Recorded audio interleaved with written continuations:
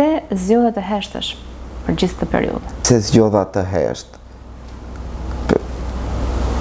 Mos shfaqeshe, të heshtësh. Po shiko, nuk mendon se... Shiko, okej, unë do ta them si për veten. Po për veten? Okej.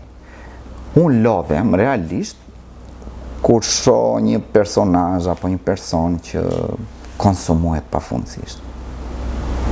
Dhe më duket ciklim, riciklim, më duket një rreth vicioz ku i njëjti personazh ty të shfaqet, të rishfaqet. Jo, ndoshta njerëzit e di pse e them të. Më fal që ndërpres.